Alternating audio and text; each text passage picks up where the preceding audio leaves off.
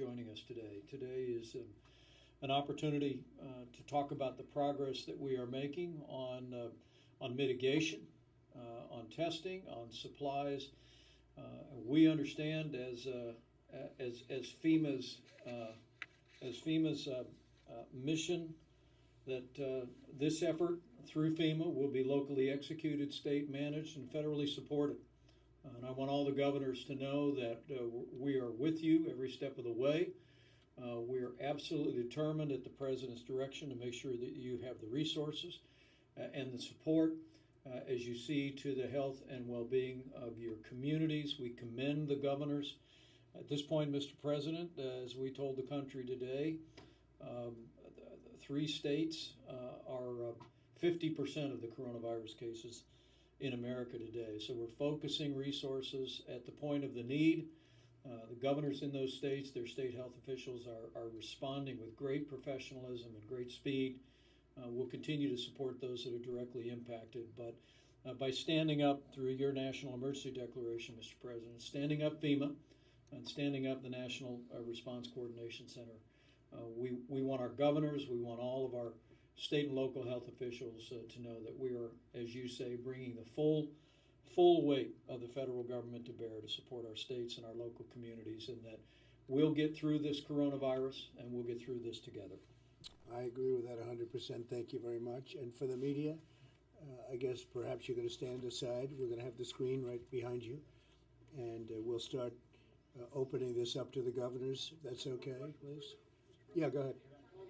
One question for you? Okay.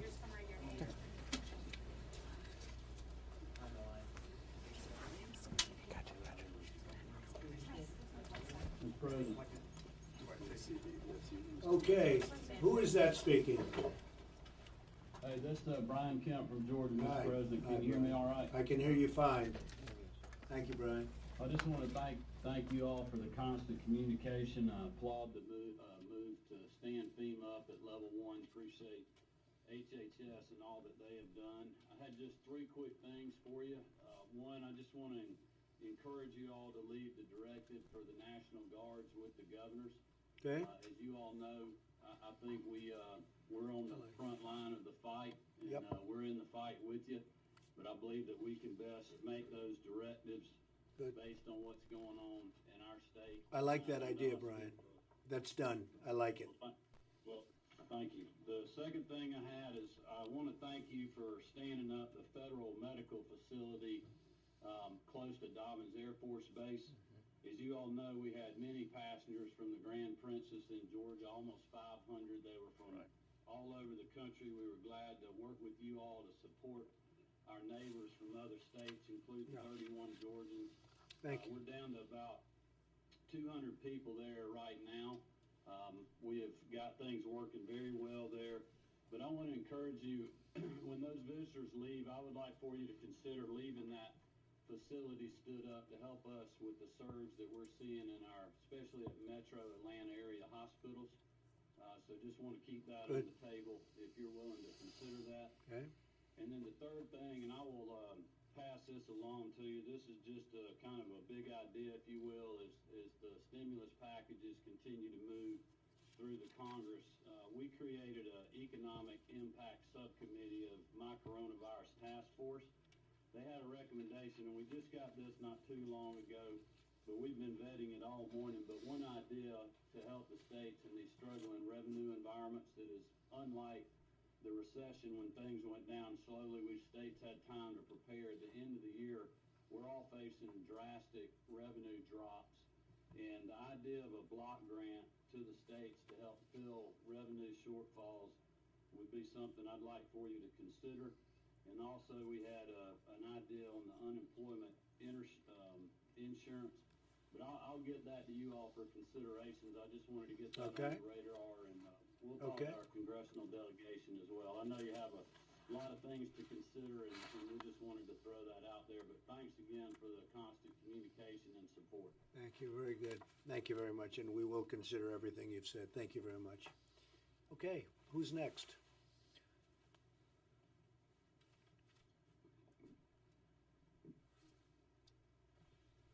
Next governor, please. Hey, this is Phil Murphy. You're looking well, Phil. You're looking well. Mr. President. So are you. Good to see you and the Vice President. Thank you for everything. Thank you. Just a couple quick points. We've had a really good week with FEMA, so I want to give them a shout out. FEMA Region 2 is helping us Good. set up testing. The Army Corps is actually visiting us in this building at 4 o'clock today to talk about repurposing facilities for more beds. So thank you for Good. that. Yep. We've had conversations with the VA in terms of backup medical support. Two areas. One, just in terms of where we're going to need some help. One is to underscore Governor Kemp's point on flexible block grants. Okay. Those will be important to us to allow us to continue to serve our people. And secondly, the Lord helps those that help themselves. I promise you, we're doing everything we can to get PPE. We're acquiring it. We're getting donations, but we still are going to need a big slug out of the strategic stockpile. So for all the above, many, many thanks. And so, Phil, try what you can, do the best you can to get what you can actually get. And we're also having a lot of things produced that, frankly, nobody's ever seen anything like this before. But do the best you can, and on block grants, we're going to consider that very strongly. Thank you, Phil. Thanks, Mr. President. Hello, John Bell. Mr. Vice President, we appreciate the communication, the coordination, all the help. I did want to just put on your radar screen the fact that I think if you look at cases by state on a per capita basis, we're right at the top of the country, 3 or 4. And of course, the healthcare infrastructure is designed to meet the population. And my fear, based on modeling that I've received today, is that as early as 7 days, we can start to exceed our capacity to deliver healthcare. And even after surging, we may only get an additional 3 days. And so I'm asking for help in terms of surging our medical capacity here in Louisiana. We've got some requests in. For example, we have a VA hospital in New Orleans where we've requested to be able to surge patients there. We haven't received the response yet. We've got a request in for a federal medical station through HHS. We're just asking for help. That is the 10-meter target for me right now, because we're going to do everything we can to mitigate and slow the spread. But in the time that we have, we've got to increase our surge capacity. That is my biggest concern, and I just wanted to express that to you and ask for your ongoing help. What is your second request? John Bell, what's your second request, please? The second request. Well, the second request beyond surge capacity is looking at National Guard and bringing them under Title 32 for funding purposes. Right. Okay. We're going to look at that, and I'm going to try and get you immediate approval on the hospital. I know about the hospital request, and so we're going to speak to the VA. We're going to see if we get immediate, at least as a switch, but we'll get that approved for you one way or the other. All right? Thank you very much, Mr. President. Okay. Thanks a lot, John Bell. Thank you. I might ask very briefly while we're waiting for the next governor to come on, Mike, if you could say a few words, and also Deborah, if you could say a few words, would be great. And then we have another governor teed up, please. Great. Again, thank all the governors for your leadership, your partnership in confronting the coronavirus. A few updates and a few requests for each one of you. I want you all to make your citizens aware the President signed the Family First Coronavirus Response Act last night. Coronavirus testing is free. Paid sick leave, family leave for caregivers, food assistance to the needy. Get the word out to your citizens to be very helpful. On testing, as we've said many times and worked with many of you through your state labs and certified labs, and of course at the CDC, testing is now available in all 50 states. We want you to be aware that if you have questions about the availability of testing in your state, you obviously can talk to your state health department and healthcare providers. But I want every governor to know that because of the public-private partnership that the President forged with our commercial labs, Roche, Thermo Fisher, and as of last night, Abbott Laboratories are now coming online literally by the hour. And when they are done, we will have some 2,000 labs stood up around the country with the high throughput testing Your healthcare providers will know where those resources are. Your State Department will know where their resources are, and we just encourage you to bring your team together.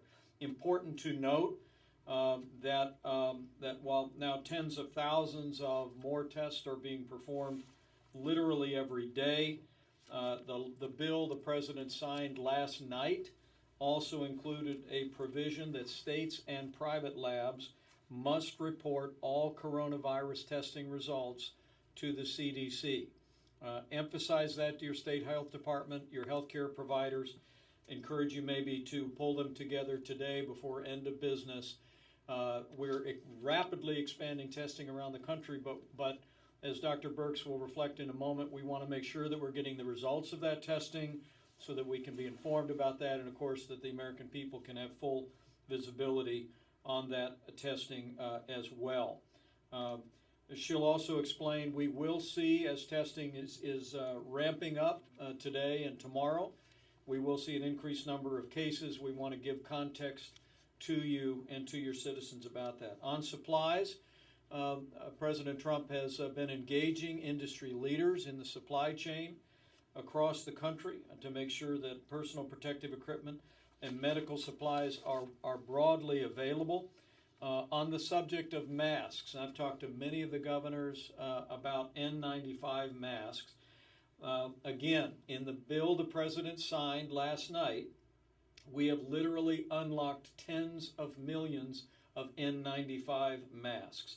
What the President asked the Congress to do, and they did, was we extended liability protection to all industrial N95 masks, so those can now be readily sold to your hospitals and healthcare providers. We urge you to communicate that to your healthcare providers, your hospitals today, to let them know that that supply has dramatically increased and they can place orders.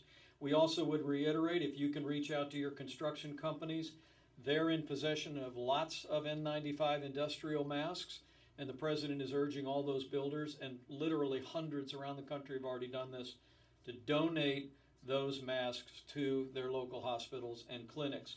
On the subject of ventilators, we are currently surveying healthcare providers around the country and suppliers, and I'm pleased to report to you that we have already identified tens of thousands of ventilators, including ventilators that can be converted to treat coronavirus patients.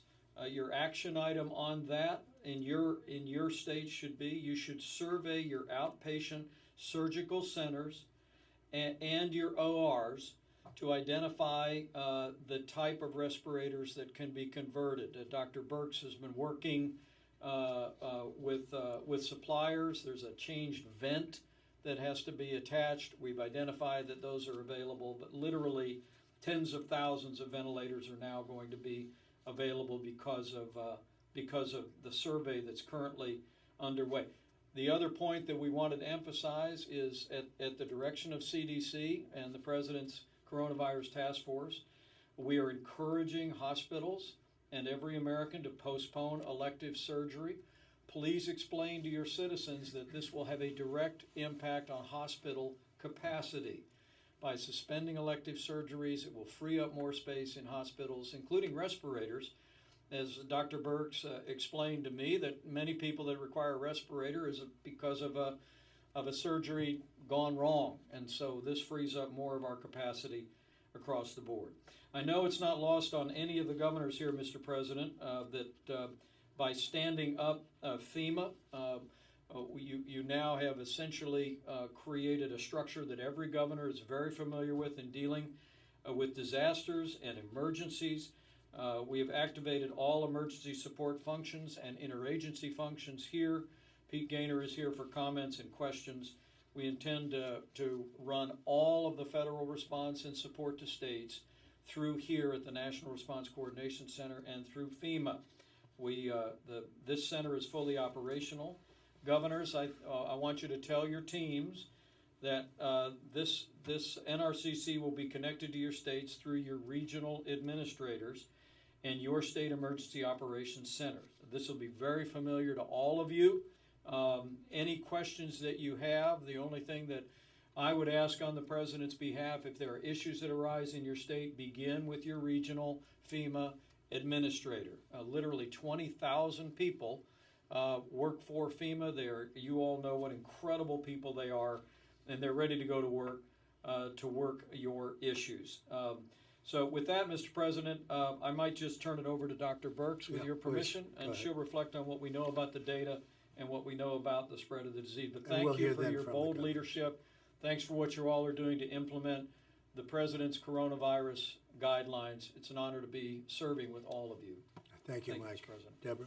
Thank you, Mr. President, Mr. Vice President. You should have received an analysis of the across the country COVID cases analyzed by state and counties, utilizing counties with more than 50 cases. Over 50% of the cases are in 3 states. Over 50% of the cases are in just 10 counties. So it's the 3 primary states of California, Washington, and New York, with the addition counties of New Orleans and Cook County. We are very concerned and remain concerned in urban areas where mitigation and social distancing is absolutely crucial. The issue of decreasing spread due to contaminated counters and other things in restaurants and bars, as well as movie theaters, is absolutely critical.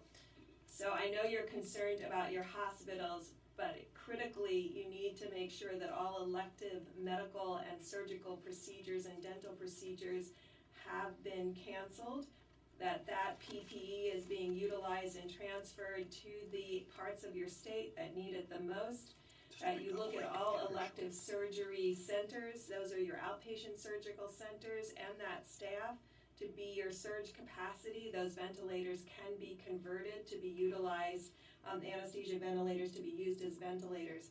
I think as we all work together to solve these solutions, I think unlocking the masks and the PPE from construction was absolutely key, as well as this ventilator situation.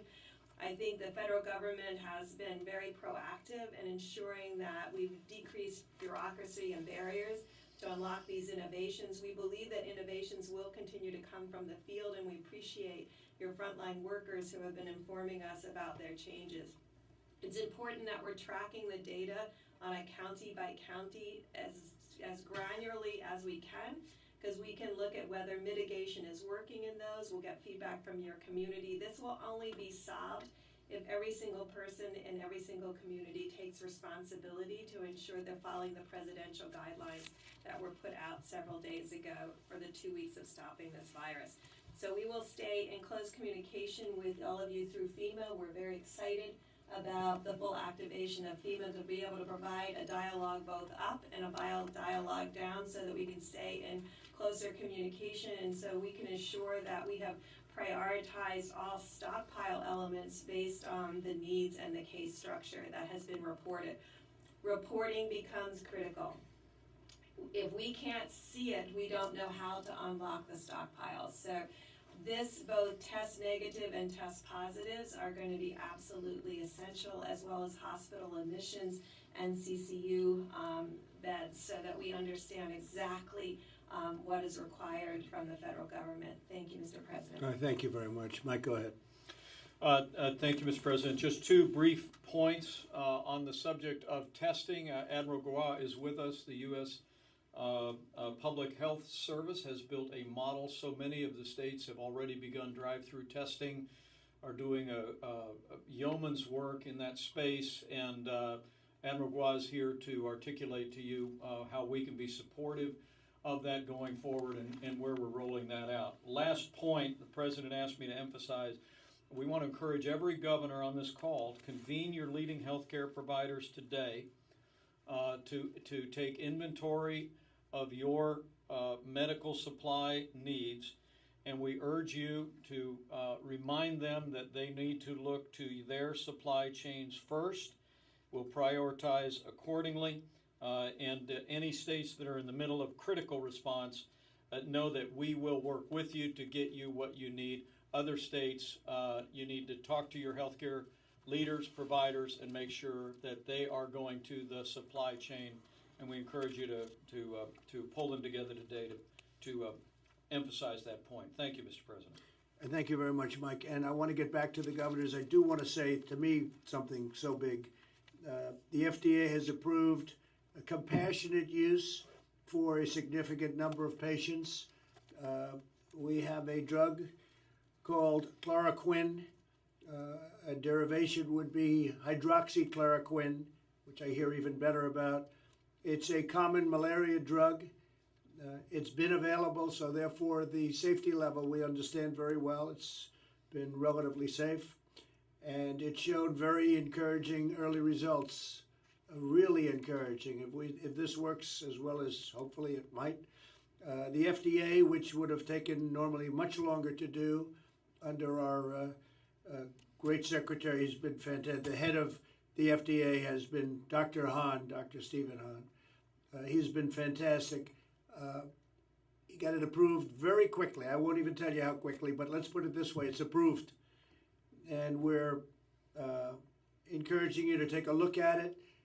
We have ordered a lot of it, and you can too. It's by prescription. It's a very powerful drug for malaria and also for various forms of very serious arthritis.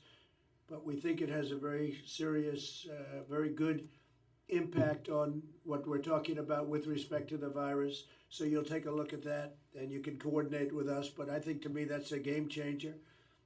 You know about the vaccines are fine, but that will be a while before you can test them because you have to leave quite a bit of period. We are making tremendous progress on a vaccine, but it still takes a long while to test it. We're also studying this and other promising therapies, which is a therapy produced by Gilead, and that would be it's called remdesivir, and it shows great promise. And Regeneron is a company which is also working very hard on a drug, and it's also, they're doing very well. They are the ones that came up with a very successful solution to Ebola, and they've been a fantastic company. So we have some great things, but the ones that I mentioned are very good, but especially I think if you look at the first mention, could be a absolute total game changer. And with that, I think we'll go back to this is by prescription, but states can issue it, and we have it approved by the FDA. And I think it's going to be something that will be very interesting to see. We're going to know very quickly, but we've had some very good tests, and it's been successful. So let's take a look. To me, that's probably the most important thing that anybody can say, if it works. But we have it approved for safety. And I want to thank the FDA for acting so quickly. It was incredible how quickly. This was something that would have taken years, and they got it done almost immediately, based on the past history of the drug. Thank you very much. Who is the next governor, please? Hi, this is Pete Ricketts in Nebraska. Hi, Pete. Well, how are you doing, Mr. President? Thank you. Good. Thank you very much for all your leadership and the Vice President. Appreciate it. Absolutely, the key things we're hearing from people are around PPE and testing, so you're doing on the right track with that. We need to expand the access for those. I got 3 quick things to bring to your attention.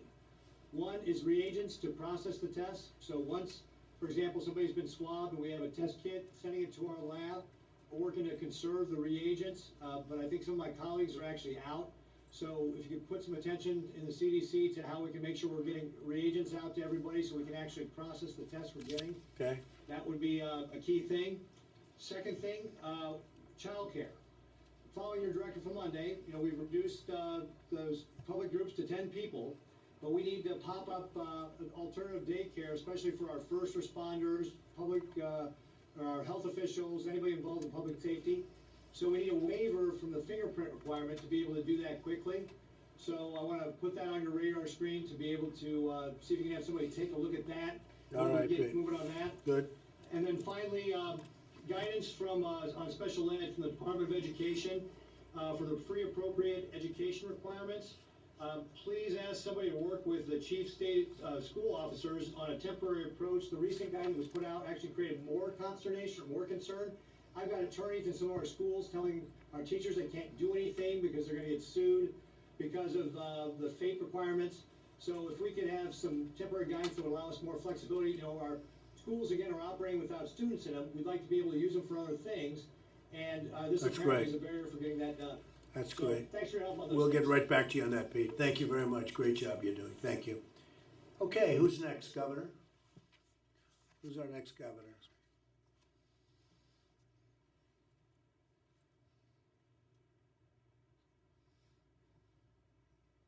Next. Hey, Mr. President, Vice President, this is Governor Baker from Massachusetts. Hi. First of all, I want to thank you for signing the Family First Act. That will certainly provide needed resources to all of us, and I'll obviously echo the argument that other governors have made that more flexibility is better than less with respect to additional federal support, just given the way we all work. I just have two things on the PPE issue, which obviously is a huge issue for all of us. The first is, could you talk a little bit about the guidance you're going to offer, or just give us some guidance on how the implementation of the Defense Production Act is going to work with respect to trying to man up and generate additional capacity around the PPE stuff? And then the second thing, and I'm not quite sure what to do with this, so I'm just going to throw it out there for you. We took very seriously the push that you made previously on one of these calls that we should not just rely on the stockpile and that we should go out and buy stuff and put in orders and try to create pressure on manufacturers and distributors. And I got to tell you that on 3 big orders, we lost to the Feds. So my question is, could you give some of these guys some guidance that says, you know, if states are doing what the Feds want and trying to create their own supply chain on this, that people should be responsive to that? Because I got a feeling that if somebody has a chance to sell to you or has a chance to sell to me, I'm going to lose every one of those. All right, Charlie. Thank you very much. Well, we do like you going out, seeing what you can get, if you can get it faster. And price is always a component of that also. And maybe that's why you lost to the Feds. I'll tell you, that's probably why. But I'm gonna ask Mike to discuss that because we have some, I think, brand new information. Please, Mike. Well, Charlie, we will take that back and appreciate the feedback. Secretary of HHS is here, and we want to facilitate all the states and the healthcare providers in your states to be able to access that supply chain as it becomes more robust. Specifically on the Defense Production Act, the president has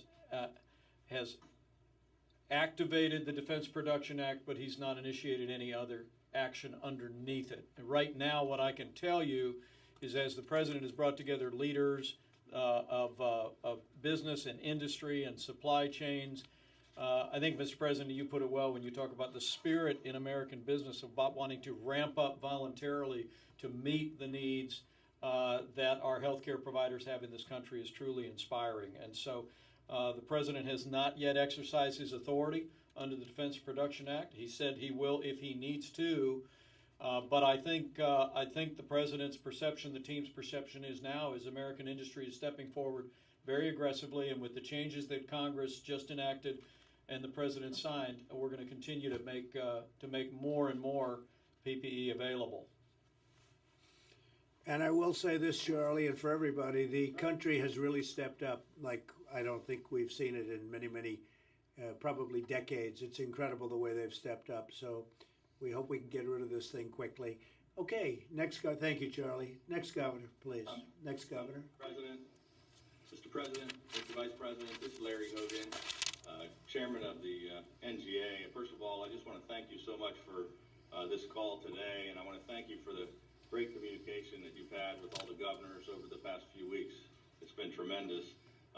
Mr. President, thank you for signing the second stimulus last night and for your ongoing efforts to mitigate the economic impact that we're all facing. And thank you so much for appointing Vice President Pence, a former governor, to lead this crisis. He's been terrific in working with all of us and reaching out to us. Thank you, Larry. Yesterday we had a meeting of all the governors at NGA prior to this call. And, you know, you're getting a lot of input. You're being bombarded by 50 different people with different questions.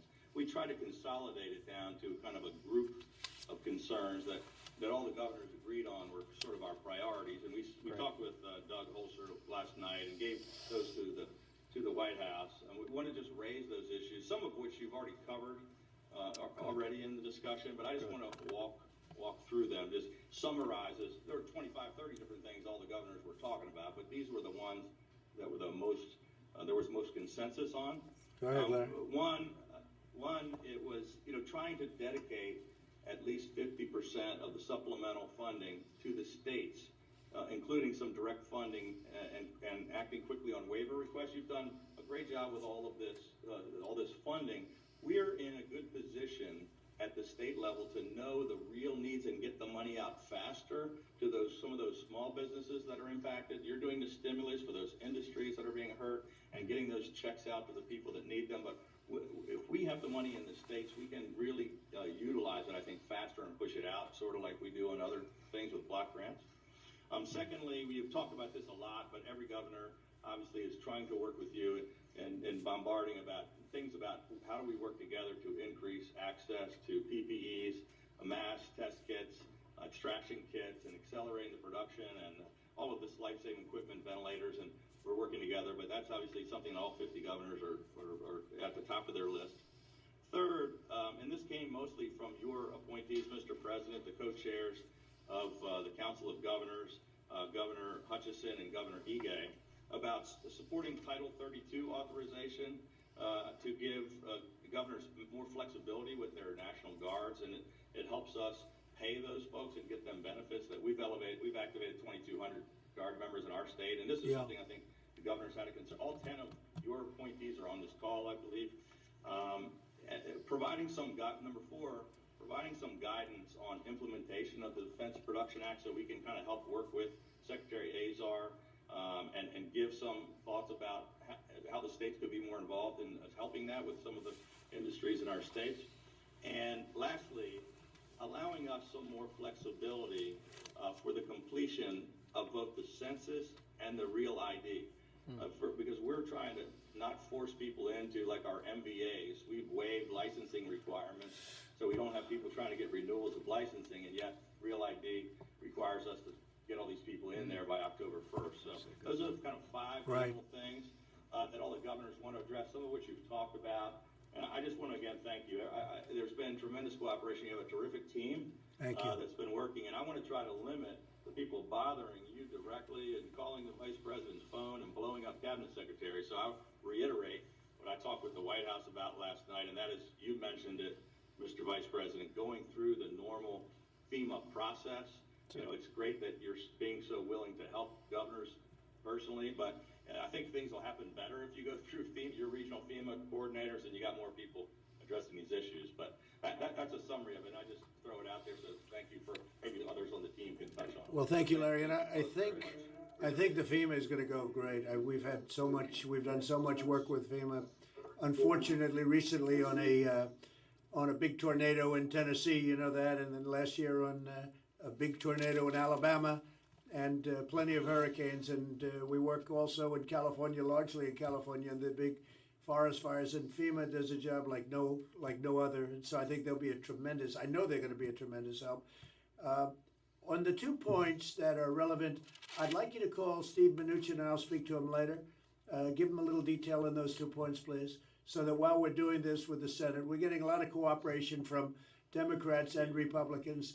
Maybe you can make those 2 points a little bit with Steve, because a few people do agree with that. Okay? Thank you. Thank you very much, Larry. Thank you, Mr. President. Okay, next governor, please.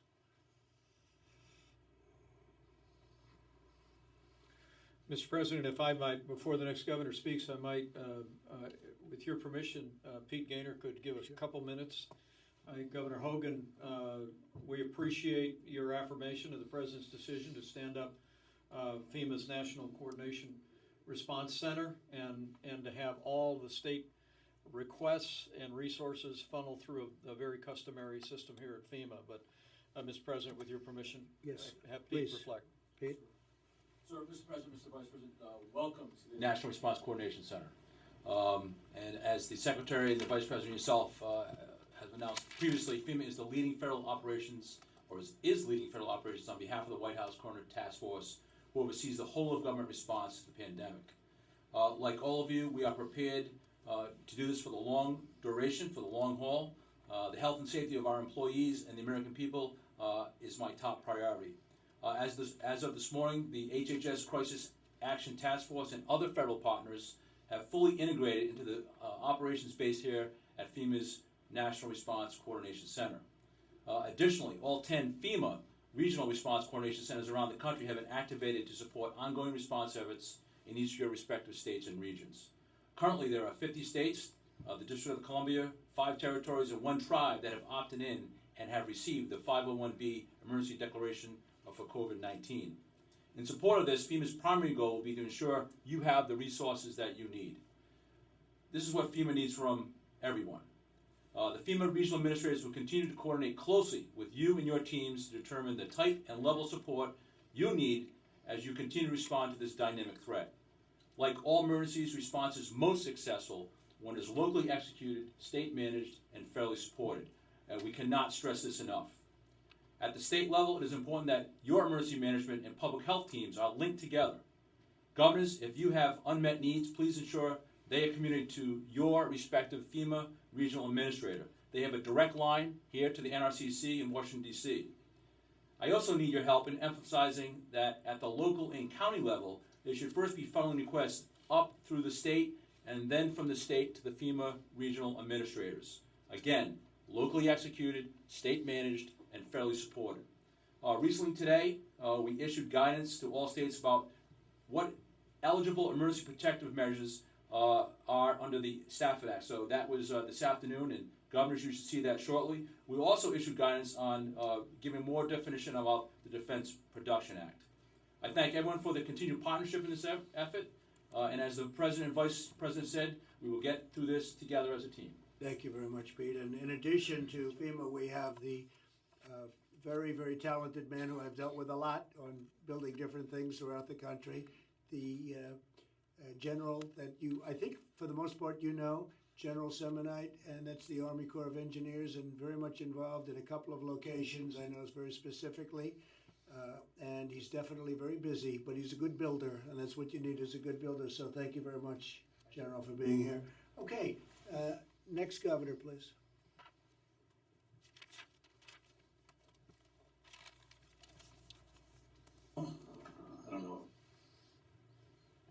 Good afternoon, Mr. President. It's Gina Raimondo from Rhode Island. Hi, Gina. Hi.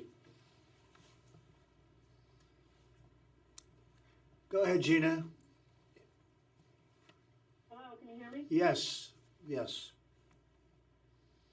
Hi, sorry about that. Good That's afternoon, okay. Mr. President and Mr. Vice President. I also want to echo what others have said and add my gratitude for your transparency, and especially the Vice President, who's been very gracious and generous with his time and getting on the phone with me a few times. I very much welcome the opportunity to work with FEMA, and I know we're in good hands because prior to coming to D.C., Pete Gaynor was my EMA director here, so you picked a fine man. That's and good. It gives me to hear his voice on the line. That's great. Let me just, I agree with everything that's been said. I want to just add a few other points. One is we are following your direction and asking our hospitals to suspend their elective surgeries for all the reasons you've asked us to do that. That is, however, an incredibly important source of revenue for these hospitals and profit. So as you are putting together the next round of stimulus, I would ask you please to consider direct and sizable stimulus to our hospitals because they're really bearing the brunt of this. Okay.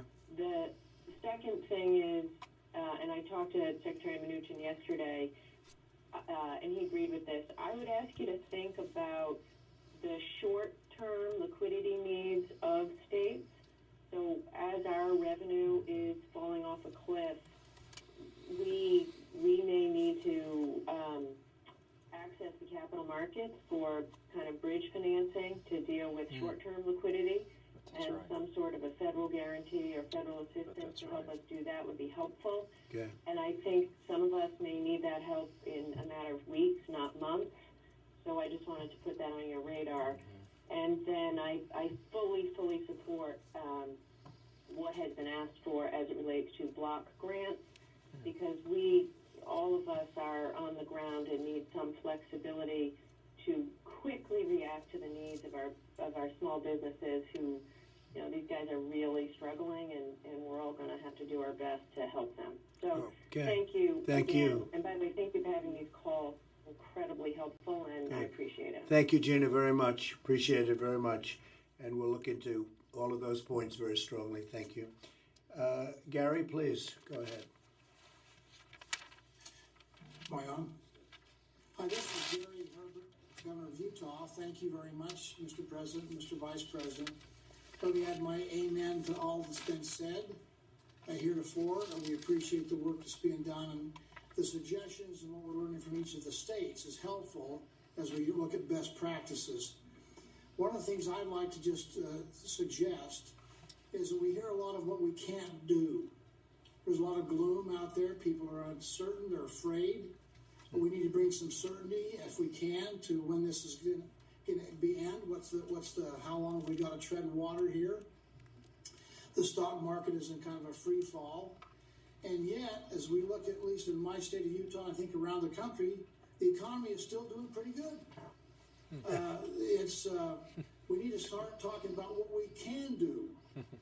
There are things we can do. There's best practices. What we can do is workarounds. And probably we need to hear from our people in the hospitality industry about what could they do with their restaurants, maybe meeting in small groups and still be able to keep people safe from the spread of this flu rather than total shutdown. So I'd like to hear more about what we can do. For example, I know this will, you agree with this, Mr. President, golf is a great recreation, a great activity where we have very few people in a large open space. Our golf courses ought to be a place of recreation. We probably have park areas we can go out there and recreate with our families and still have a normalcy to our lifestyle. So it's not just what we can do, but what we can do and what we can find from best practices to see what we can do to adapt, innovate, and be able to succeed during this troubled time. So I'd like to hear more optimism to give us hope and confidence in the future, which I think will translate to the public. Good.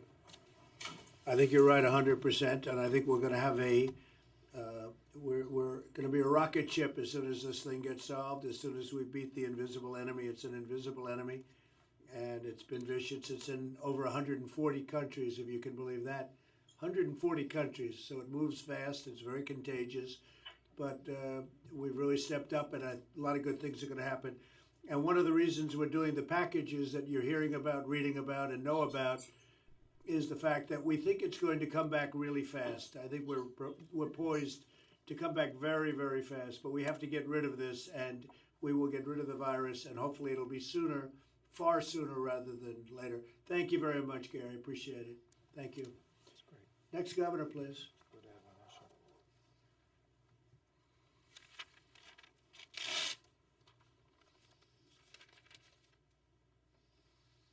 Mr. President, this is Gretchen Whitmer from Michigan. Hi, Gretchen. I'd like to be on the call with you. I want to thank you for the policy on the Canadian border. Michigan relies on a lot of medical care professionals coming across that border, and so grateful that it was a thoughtful policy. Good. And, I'm not going to waste your time echoing all the comments my colleagues have made, though I see the wisdom, and I'm grateful that they've made them. I wanted to just quickly touch on the auto industry. Obviously, coming from Michigan, my colleagues across the country also have serious investments from the auto industry, and we're concerned about liquidity up and down the supply chain and all of the great people that have made the backbone of our economy hum for so long. And I'm just hopeful that as conversations happen around industry, and we will keep this important sector front and center, because we are concerned about ensuring that they have got some paths out to and back to prosperity as well. Well, thank you very much. You're right, 100%. We're watching the auto industry very much. We're going to be helping them out at least a little bit, and they've sort of requested some help, and it wasn't their fault what happened. So we'll be taking care of the auto industry, and I appreciate it very much, your comments. Thank you. All right, next governor, please. Thank you.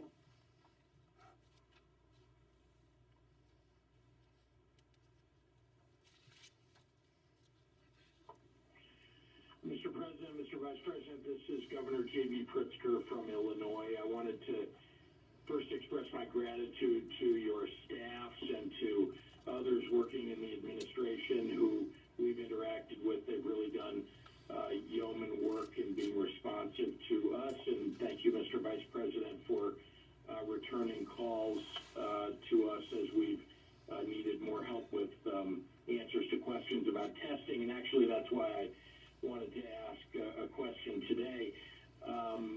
We understand that there is drive-through testing that's being stood up across the country. We hope to see it in Illinois, drive-through testing that the federal government has arranged. But we understand that there are only about 5,000 tests that will be provided to us in Illinois for these drive-through testing centers, and then there's no more promise after that. And so I wanted to try to understand, if we stand them up, what will happen. That's perhaps, a day or 2 days of testing. Obviously, it's on top of the testing we already have now, but what will happen after the 5,000 run out? How do we get more? Okay, the states have done a lot of that themselves, working in conjunction with us. A lot of the drive-through has been done by states. But Admiral, maybe you could answer that question, please. Yes, sir. Thank you, Mr. President, Mr. Vice President. Couple of numbers for you. Right now, we're very effectively transitioning to large-scale testing by leveraging all components of our American healthcare system, including CDC and the state public health labs, healthcare and hospitals and large commercial labs. Let me give you a few numbers.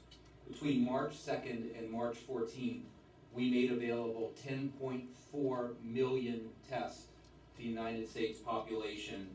We anticipate by March 28th, that number will be 27.6 million tests, according to the FDA. So an incredible surge. In terms of supplies, which many of you I've worked with, probably about 20 individually, the FDA has made available a number of options for supplies, different swabs, different reagents. If you don't have culture medium, you can use sterile saline, salt water, it works good. Everybody has that. That's on the FDA FAQ website. And in general, the commercial market is working extraordinarily well. The CDC and the public health laboratories to date have conducted over 45,000 tests, and the clinical laboratories, the large clinical laboratories, have now conducted over 63,000 tests, of which 20,000 were done just yesterday. So this shows the incredible ramp. We do not have all the tens of thousands of hospitals which Ambassador Burks is talking about. I wanted to highlight one, before I get to your question, that the approval by Abbott, the approval by FDA of the Abbott testing system is very important to your hospital systems because it spans a little bit of a gap between what's done at your state lab and what's done at the large commercial laboratories. There are about 175 of these systems throughout the country. 150,000 tests were released yesterday, with about 1 million more coming over the next week. These are in 175 of your community hospitals and academic medical centers, VA medical centers, and they can do about 500 tests per day within your hospital system. Now, in terms of the drive-through, this is the last part. We are standing up 47 sites in 12 states according to the state needs. We asked through the FEMA regional administrators for what you need and how we can support you. Some states need very little support. Some states need significantly more support. Only 1 week after we started, we will have several starting today, and likely more than a dozen starting tomorrow. And to be very clear, we gave the initial allocation based on what your state told us, but we want you to work through your FEMA system. We have plenty of tests on the backside, We have plenty of supplies on the front side. Work through your FEMA administrator to give your requirements, and we will bring those back through the FEMA system to meet them. There's been great demand and great enthusiasm among the states for these drive-through centers, primarily for healthcare workers, and we want to support you. We can certainly provide more than 5,000, but we didn't want to give away so much at the beginning until everyone got set up. Thanks, sir. Thank you, General. Great. Well, we're going to want to take advantage of the supplies that you're talking about, because the challenge out here is that while you all are providing test kits, we don't have, as you pointed out, the reagent, the swabs. We're having to go out on the market to find it, but it's being monopolized by this drive-through program that the federal government is doing. And we have drive-through that hospitals have stood up on their own, I might add. But the problem, again, is if we don't have reagent or the swabs, then we can't do more tests than we're doing today. The 5,000 that have been provided are being provided to Illinois for those drive-throughs are not enough going forward, and we really need, again, reagents and swabs in order for us to expand more rapidly. One last thing, our hospitals are doing just amazing work standing up, thank goodness, have their own testing capability, and of course our state labs too, but we really need this supply that the federal government has access to. We are competing with the federal government for.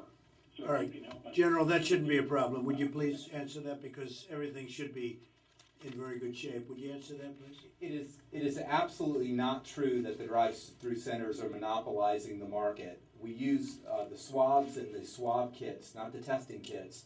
We get them through the commercial market. We use a very small percentage of them. When I was asked about shortages yesterday, I went right to the commercial market, got 200,000 and shipped them to the states that said they couldn't find them. So please look on the commercial market, because they are there. We will help you find them, or we will help you to access them. And again, if you send your requirements up through the FEMA system, we will work with your states to acquire them or assist you in any way. We're fully integrated into FEMA now. It's been great. In only 12 hours, we've got us all side by side. So we want to help you. We appreciate the enthusiasm, and there will be more than 5,000 available to you, either through the commercial market or we will assist. In fact, last night we bought 250,000 swabs, and they got distributed all over the country to the various states and the states that needed them the most. So, JB, any problem, call me up, but there should be no problem with that at all. Thanks a lot, JB. Thank you, Mr. President. Thanks, JB. Next, Governor, please.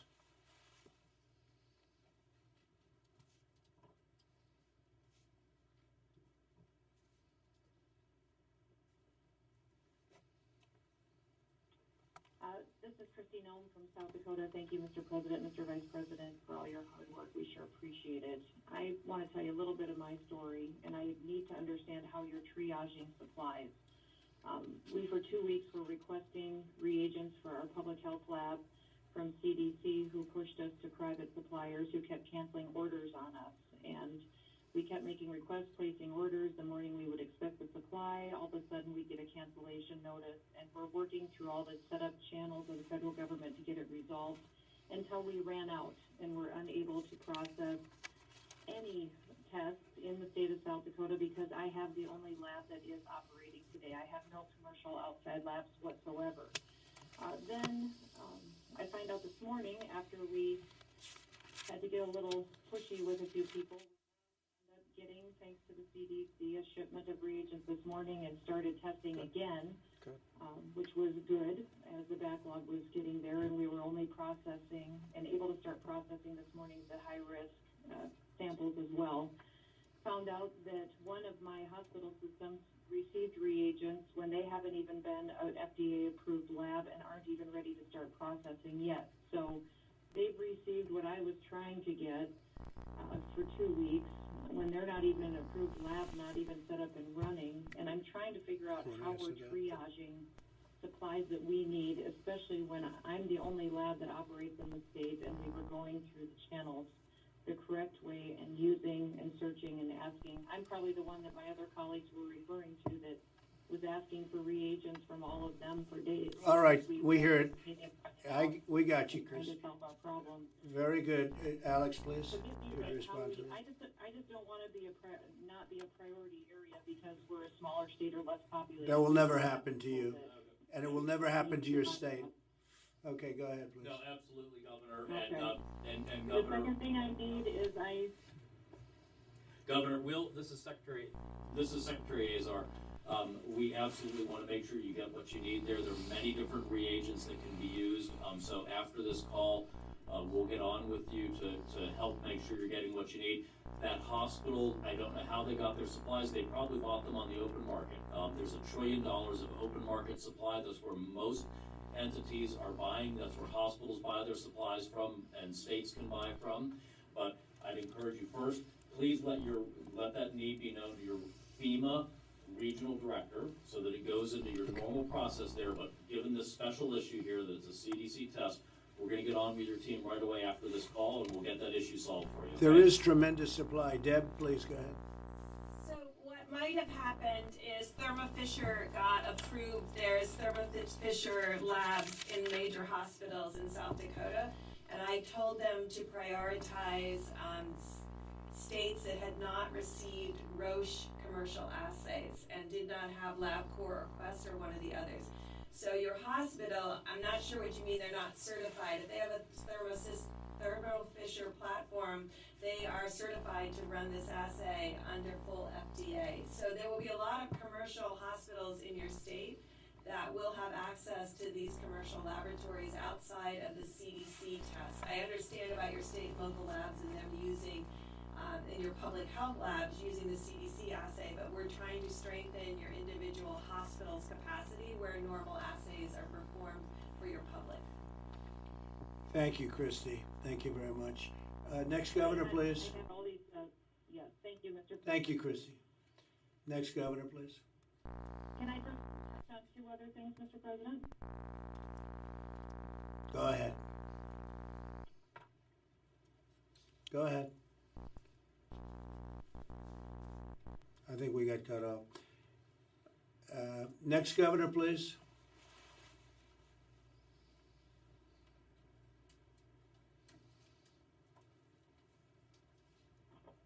Mr. President and Mr. Vice President, I want to thank you on behalf of Alaska for all the hard work you're doing. We're like other states, we're doing the best we can. I just want to reiterate the block rate concept, and then one last thing is the swabs. It's under your new order under the basically the Defense Act. If we can get those swabs going, it's going to help us tremendously up here. But that's basically the request. And again, we want to thank you very much for what you're doing, and our hearts and prayers are with our fellow Americans and the rest of the state. Thank you, Mike. We'll take care of that immediately. Very quickly. All right? Thank you. Next, please.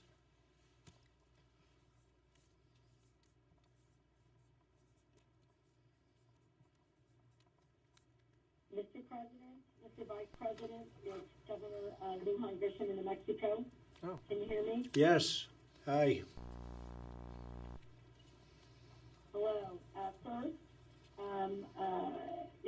in the last call, I was very specific about needing contact with the Vice President and several of your cabinet, Mr. President. That happened in short order. In fact, the Vice President, thank you, Mr. Vice President, was in touch with us immediately. Good. And it has, in fact, made a difference. I do want to maybe offer a suggestion, and then quickly I have two more questions, if that's all right, Mr. President. Go ahead. The suggestion is this. You're correct that as we are all working on getting private sector responses to any number of supplies and equipment that both enable and continue to stand up laboratory testing and personal protective equipment, it is also true that the supply chain does still get interrupted, even if that's not a purposeful response by the federal government or anyone else. It would be very useful, I believe, to governors, certainly to me, if I knew what the federal government was ordering, if you knew what every state was ordering, and what the expected deliveries are, and we could do that through FEMA. because in fact, these competitive issues, I do think, create real challenges for states. I've had the same situation. Swabs supposed to come from someplace get canceled. So exactly what Governor Nome is suggesting does in fact happen, and I think it's suppliers really trying hard to prioritize, but aren't all that effective at doing that. I think that's good. I think it's a good idea. Pete, we'll do it through FEMA. You'll coordinate that. So Pete is here. We'll do it through FEMA. That's the way we want to do it. Okay? What's next? Second, I want to also echo how important it is to deal with Title 32 and to be clear about what we're doing with our guards. I spoke with Secretary Esper, and we want to stand up a combat support hospital because one of my units has been deployed to Poland. We are working with him on that. I need that to happen as quick as we can. I just wanted to make a plug for that and let you know. And Good. the last two things quickly. Governor Kemp is right on about grants. In my opinion, you've already, Mr. President, authorized that we can use community development block grants carryover. That may be a very productive mechanism with all the federal relief that you're engaged in to push out to the states because we can stand up small businesses immediately. And I would certainly like to be in a position to do that. And last, but as critical to us, New Mexico has any number of labs. We're in actually a pretty productive position as long as we get the supply chain worked out from swabs to the reagents or the enzymes that we need to run them through our high-capacity machines. Mr. Vice President, I'm still waiting on that Roche machine, so if you could call me after this call. The others are coming online, and I need the Secretary for the Department of Energy, and he's wonderful, Roulette, to give us permission to stand up our labs at our national laboratories. Right. If we get this done, we're doing as well as can be expected in this crisis, sir. Thank you very much. We'll get it done. Thank you very much. All right. We have 4 more governors. Thanks. Let's go. Who's next?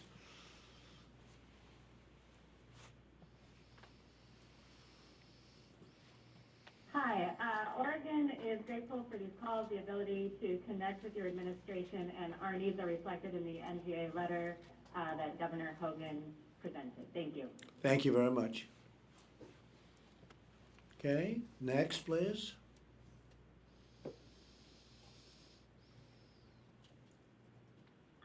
Doug Burnham from North Dakota, also Chair of Western Governors. Mr. President, Vice President, thank you for your leadership.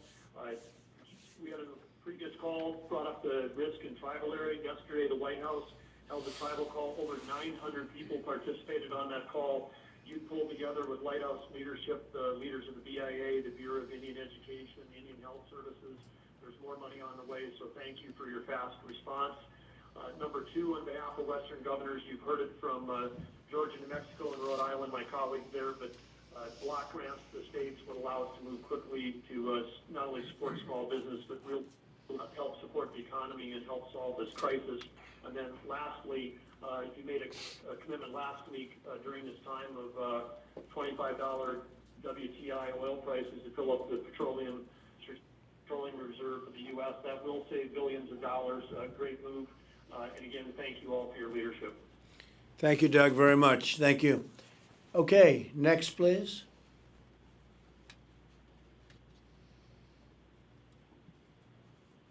Mr. President, this is Steve Sisolak from Nevada, and I appreciate you having this call. I'd like to ask one big thing of you. I know that you're looking at potential recovery packages already in stimulus, and we talked about the airlines and the cruise ships, and I would like you to consider including the hospitality industry in that. I have unfortunately had to shut down the Strip in Las Vegas, and tens of thousands of hospitality workers have been displaced as a result of that, and while they're getting some compensation and filing for unemployment, anything to help we could get from your end to help with the facilitation of getting our economy back going again would go a long, long way. This is our number 1 industry in Nevada, and I know we've got other parts of the country with the theme parks and whatnot, and these folks are lower wage sometimes. It would definitely be helpful if we could include them in any recovery package that is brought forward. I think it's a great idea. Thank you very much. I think I think it's something we'll be thinking about it. Thank you, Governor. Next, please. And this is our final question. Mr. President, Brad Little in Idaho. The governors, we talked about the ventilator crisis as we get further down the road. I know Governor Inslee is there at that point now. I've heard rumors that the car industry might start manufacturing them. And then we've talked about using laser technology, laser printing to make the parts. If FDA would give us the standard, and if Congress and the administration would help us with patent protection so that we could get into the supply chain an adequate supply of ventilators and the filters to where that was one less thing we had to worry about in our supply chain going forward, that would be very helpful. Okay. And we can do that too. That's great. We can do that easily. Thank you. Thank you, Brett. Well, ladies and gentlemen, thank you very much. It's been an honor to be with you. We'll do this probably often until this gets solved. Feel free to call me, the Vice President, anybody at the table, anybody in the room, except for the media. Don't call the media. And we will see you at the next one. Thank you all very much. Thank you.